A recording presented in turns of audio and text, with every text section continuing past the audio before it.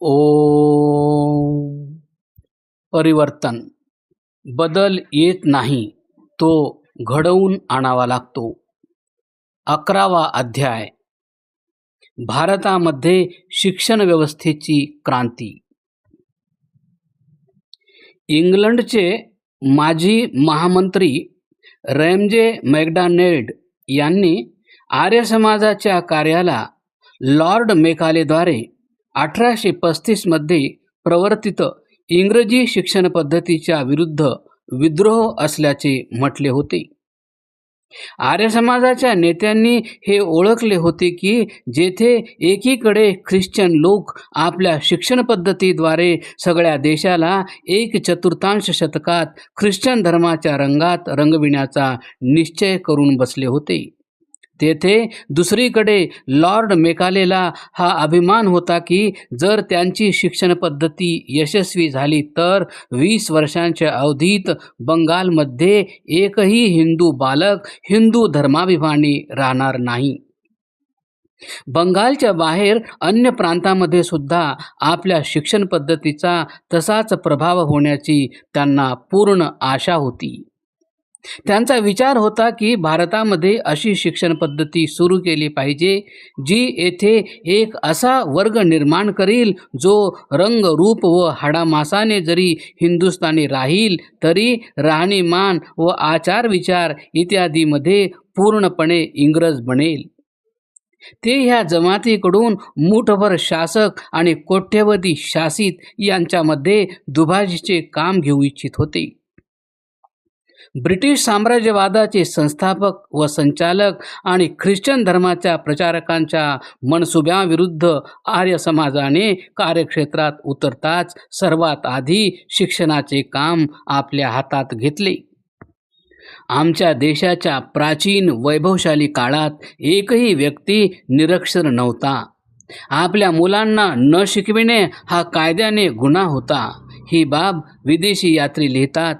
गावागावात शिक्षण व्यवस्थेसाठी गुरुकुले होती, मोठमोठी शिक्षण केंद्रे आणि मोठमोठी विश्वविद्यालये होती. केवळ एका केंद्राची विशेषता जाणून घ्या. नालंदा. त्यात त्या काळी 10,000 विद्यार्थ्यांची राहण्याची व शिक्षणाची सुंदर व्यवस्था होती. विश्वभरातून प्रवेश एवढा सुलभ नव्हता. अनेक परीक्षा झाल्यानंतर प्रवेश शक्य होता. अनुमानतः 1/3 विद्यार्थ्यांनाच प्रवेश मिळत असे. रत्नोदधी, रत्नसागर, रत्नांजक नावांची 3 विशाल पुस्तकालये होती. पुस्तकालयांच्या उंचीबाबत यात्रेकरूंनी लिहिले आहे की 7 मजल्यांची होती. या पुस्तकालयाव्यतिरिक्त विद्यार्थ्यांना साहित्य, आर्किटेक्चर, सायकॉलॉजी, ॲस्ट्रॉनॉमी, सायन्स, इतिहास, गणित, भाषा, अर्थशास्त्र, आयुर्वेद इत्यादी विषय उच्चतम स्तरावर शिकवले जात असत. भवनांच्या आकाराचे अनुमान अवशेषावरूनच लावले जाऊ शकते. 50 लाख चौरस फूट आकाराचे भवन जे आजच्या मोठ्यात मोठ्या विश्वविद्यालयापेक्षा कितीतरी अधिक मोठे असेल आणि त्यांच्यामध्ये ठेवलेल्या हस्तलिखित ग्रंथांचे तर काही मूल्यच नव्हते. अनेक ग्रंथ विदेशी यात्रेकरूंनी देखील येथून प्राप्त केले होते. अशा शिक्षण केंद्रांच्या अशाच विशेषतामुळे त्यांना विश्वविद्यालय म्हटले गेले आणि त्यांच्यामुळेच भारताला म्हटले गेले विश्वगुरू.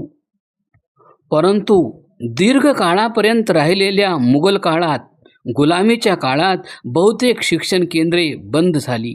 विदेशी आक्रमणकारी व मुघलांचे शासन फक्त धनसंपत्ती लुटण्यासाठीच होते. दुसरी प्राथमिकता होती हिंदूंना मुस्लिम बनवून धर्माचा झेंडा उंच करणे. अशा परिस्थितीत आमच्या गुरुकुलांना प्रश्रय कोण देणार होता?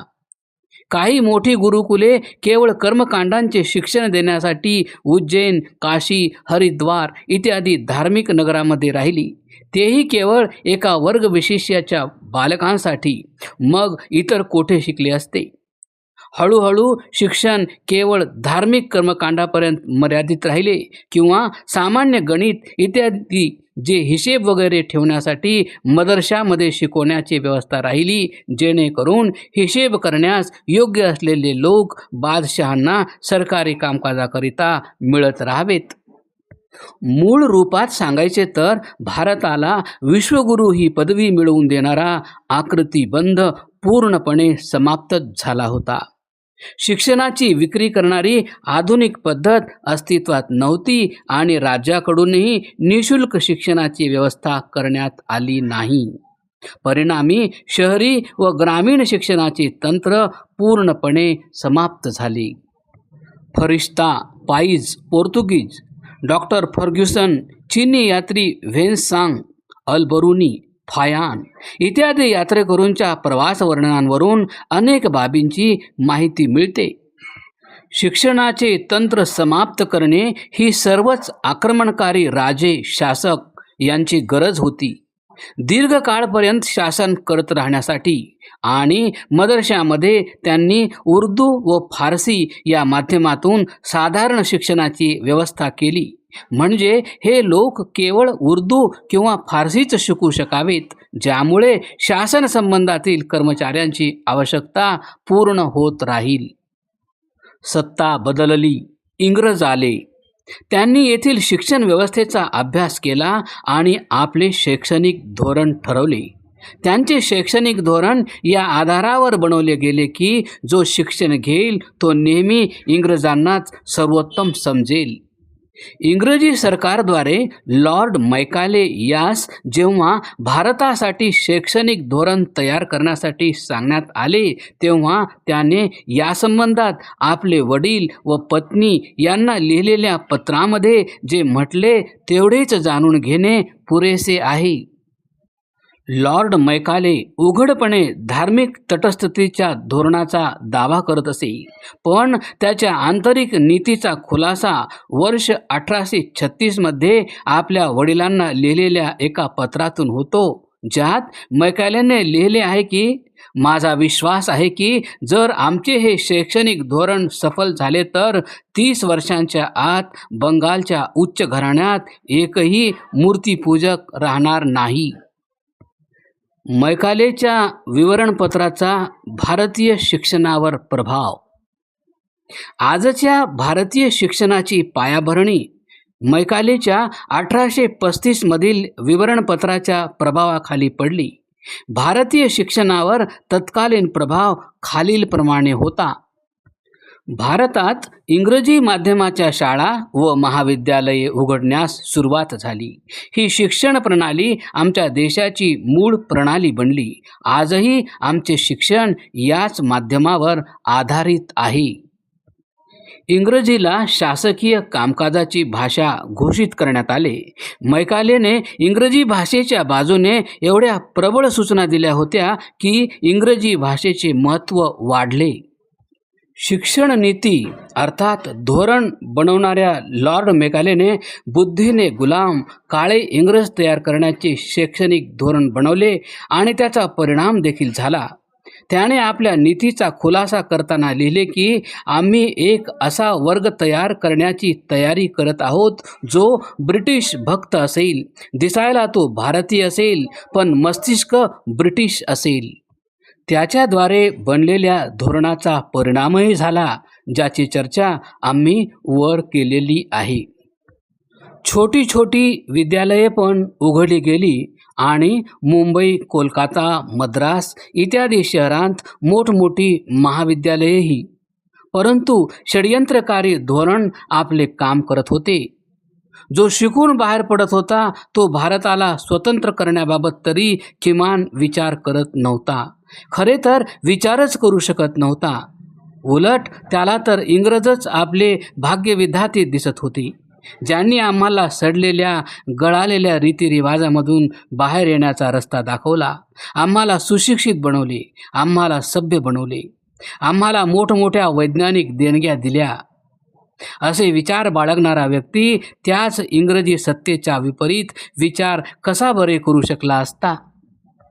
ऋषी दयानंदांनी आपल्या भ्रमणामधून ही बाब चांगलीच ओळखली होती की येथे शिक्षणाच्या स्वदेशी केंद्रांची व गुरुकुलांची खूप आवश्यकता आहे. ते वेदांना शिक्षणाचे मूळ मानत होते. म्हणून ते वेदांचे अध्ययन व अध्यापन अत्यधिक आवश्यक मानत होते. त्यांनी आपल्या सामर्थ्यानुसार काशी, फर्रुखाबाद, आग्रा, अजमेर इत्यादी नगरांमध्ये वेदविद्यालये उघडविली देखील.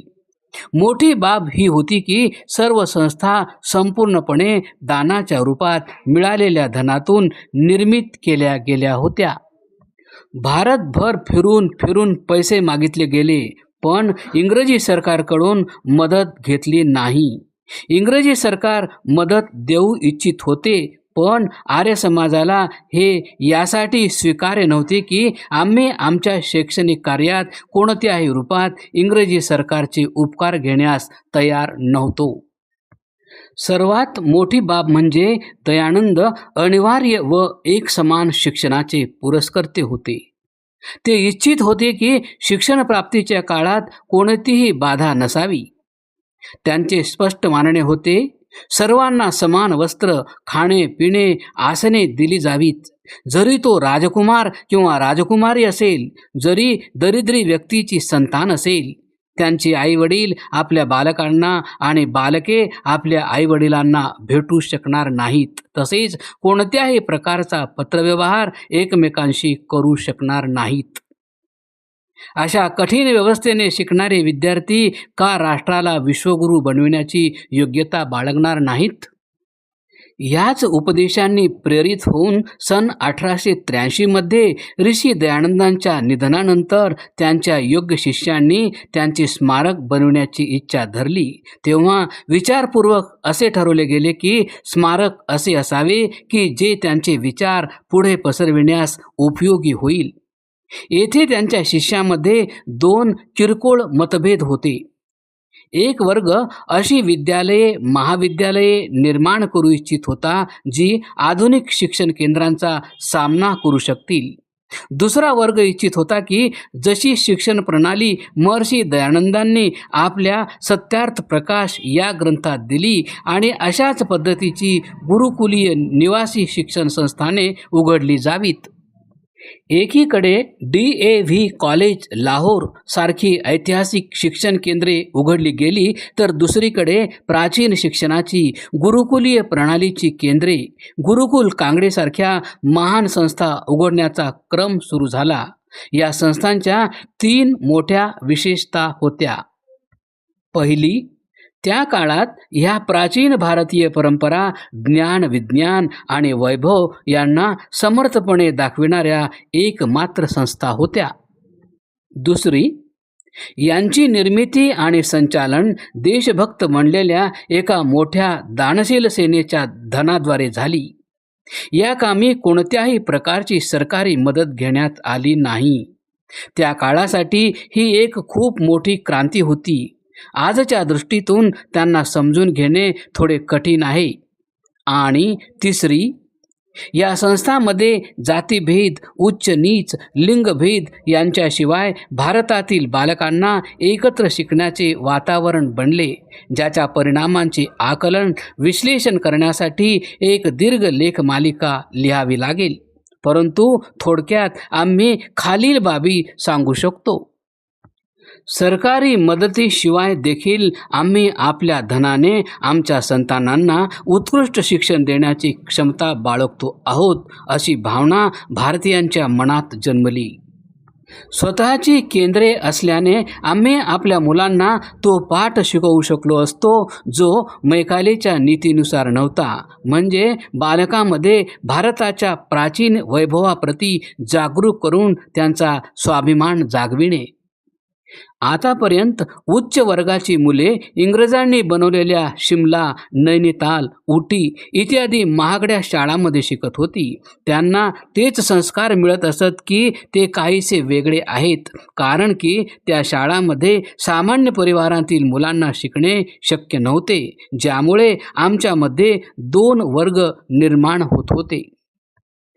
मध्यम वर्गातील मुले संस्कृत शिकण्यासाठी संस्कृत पाठशाळांमध्ये जात होते. सरकारी भाषा उर्दू शिकण्यासाठी मदरशामध्ये किंवा मौलवीकडे जात होते. परंतु आता ते एकाच ठिकाणी हिंदी व संस्कृत शिकत होते. जन्मना ब्राह्मण वर्णाचे बालकच काशीसारख्या मोठ्या पाठशाळांत व गुरुकुलामध्ये जाऊ शकत होते. त्यांना राहण्याचे ठिकाण व शिष्यवृत्ती देखील तेव्हाच मिळत असे जेव्हा ते जन्मना ब्राह्मण असतील. परंतु DAV संस्था व गुरुकुलीय पद्धतीच्या निवासी शिक्षण संस्थानांत पहिल्यांदा असे वातावरण बनले की सर्वच वर्णाची मुले एका ठिकाणी एकसारखे शिक्षण निःशुल्क घेण्याच्या परिस्थितीमध्ये आली, जशी व्यवस्था प्राचीन भारताच्या वैभवशाली काळात होती. जातीमध्ये वाटल्या गेलेल्या भारतीय समाजासाठी ही व्यवस्था एखाद्या संजीवनी बुटीपेक्षा कमी नव्हती, जिचा सुखद परिणाम भारताला मिळाला. आगामी पानावर जेव्हा आपण स्वातंत्र्य संग्रामात आर्य समाजाच्या योगदानाबद्दल वाचाल तेव्हा समजेल की याच DAV संस्थांमध्ये शिकणारे, शिकविणारे आणि गुरुकुलामध्ये राहणारे युवकच बहुधा क्रांतिकारी कारवायांचे केंद्र बनले. हीच संस्थाने त्यांच्या बैठकांची ठिकाणे होती आणि तीच त्यांना लपण्यासाठी ठिकाणे बनली.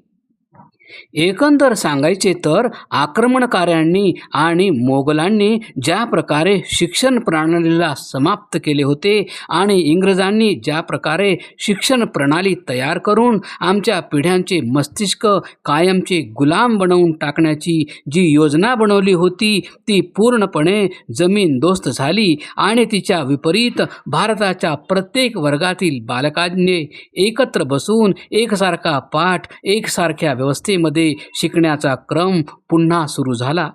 आपले प्राचीन वैभव देशाच्या पुढील पिढीपर्यंत पोहोचविण्याचा मार्ग उघडला. वास्तविक हीच तर होती परिवर्तन क्रांती.